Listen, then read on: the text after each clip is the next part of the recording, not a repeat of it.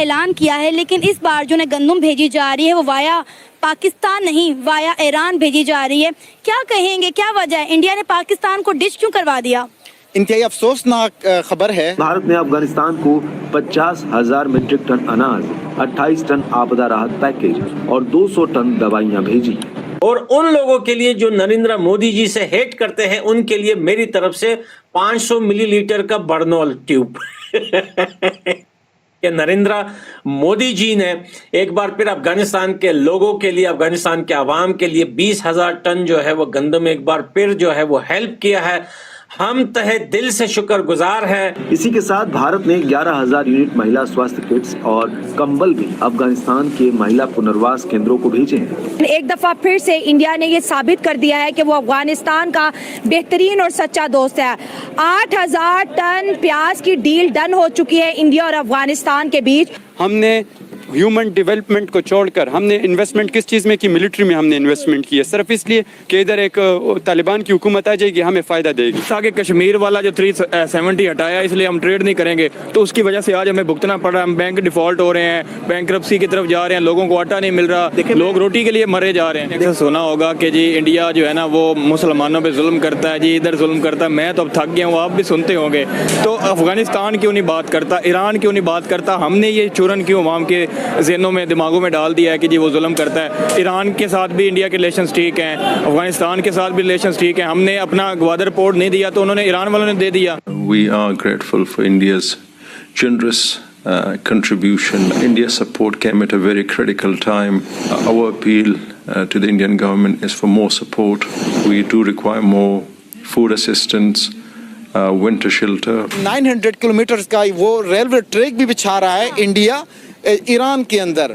अब इन्वेस्टमेंट देखे कि इंडियन पॉइंट ऑफ व्यू देखे, इंडियन माइंडसेट देखे। वो इंडिया वाले पाकिस्तान को क्या कहते हैं? भिखारी कौम। हमने खुद कहने का मौका दिया है ना। India has supported Afghanistan in a very difficult time. We are grateful for India's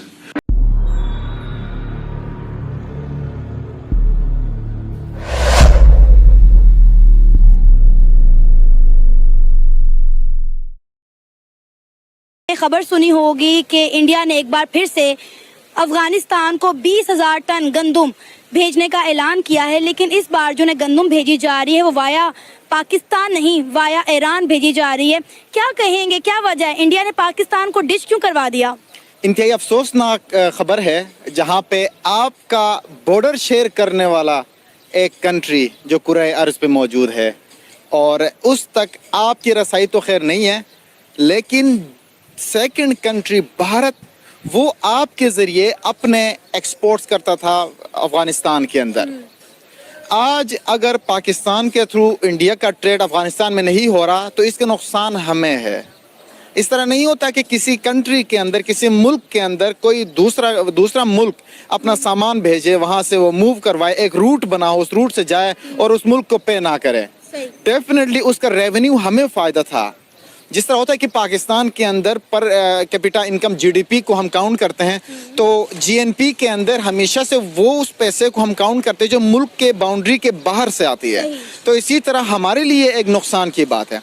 अब दूसरी बात, अगर अफ़गानिस्तान का इंडिया के साथ रिलेशंस देखा जाए तो चाइना के साथ तो उनके बिल्कुल हैं, लेकिन उन्होंने ईरान के थ्रू बेहतरीन अपने ताल्लुकात बनाए हुए हैं। वो इस तरह है कि 2016 में नरेंद्र मोदी ने विज़िट किया हुआ था चाबहार ईरान में विज़िट करने के बाद 2017 में $85 मिलियन इन्वेस्ट किए चाबहार पे। अब देखें, आप हमेशा से अपने मुफाद को देखते हैं। आप ये नहीं देखते कि अगला मुल्क मेरे लिए क्या कर रहा है।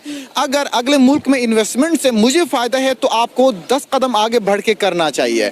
16 में नरेंद्र मोदी ने विज़िट किया, 17 के अंदर नरेंद्र मोदी ने $85 मिलियन लगा के वहाँ चाबहार की इन्होंने इनॉग्रेशन की। सिर्फ इस खातिर कि उसको पता है कि यहाँ से फायदा किसको मिलना है। अब जब वो रूट बना तो पाकिस्तान का जो गवादर पोर्ट है उसमें और आपको जो चाबहार है इसमें सिर्फ और सिर्फ 72 किलोमीटर का टोटल फासला रास्ता है, लेकिन हम उनसे ताल्लुकात टाइज नहीं बना सके। इंडिया ने उठ के जाके उनके लिए इन्वेस्टमेंट किया, $85 बिलियन इन्वेस्ट किए, उनके लिए बना के दिया। अब ये भी सुनने में आ रहा है कोई 900 किलोमीटर का वो रेलवे ट्रैक भी बिछा रहा है इंडिया ईरान के अंदर। अब इन्वेस्टमेंट देखे कि इंडियन पॉइंट ऑफ व्यू देखे, इंडियन माइंडसेट देखे और हमारा माइंडसेट देखें। हम ये चाहते हैं कि ठीक है इंडिया हमारा दुश्मन मुल्क है, उनके साथ आप कतई ताल्लुक़ी करके बैठ जाएं, उनके साथ दुश्मनी आप निभा रहे हैं।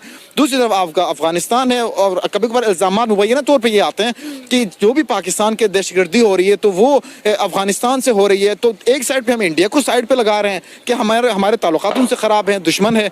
दूसरी साइड पे अफगानिस्तान की हम बात करें तो उनके साथ हम ये चाह रहे हैं कि उनकी वजह से पाकिस्तान में दुश्मनी हो रही है या धमाके हो रहे हैं, तो हम उनके साथ भी ताल्लुकात बेहतर नहीं कर रहे हैं। सोच, अच्छी सोच, मुस्बित सोच रखने वाला मुल्क भारत, जिसका जो वज़ीर आज़म है, हम कहते हैं कि चाय वाला, यार अच्छी सोच रखने वाला चाय वाला भी बेचे, चाय भी बेचे ना, कमाल की बेचेगा वो, ठीक है। अब एक चाय वाले ने ईरान के अंदर अपनी इन्वेस्टमेंट की, रेलवे लाइन बिछा रहा है और ईरान के अंदर चाबहार जितना बड़ा प्रोजेक्ट दिया, उसका सिर्फ फेज 1 की मैं बात कर रहा हूँ कि उन्होंने $85 मिलियन दिए थे। अब आप सोचिए कि फेज 2, फेज 3, फेज 4 में कितना इन्वेस्ट करेगा और रेवेन्यू उनको जनरेट हो रहा है कम से कम $23 मिलियन और 10 साल के लिए लीज पे दिया हुआ है। अब आप मुझे बताएं कि पाकिस्तान को कितना नुकसान होने वाला है।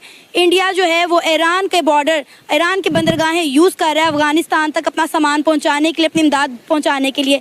अब पाकिस्तान को इसका कितना लॉस होगा?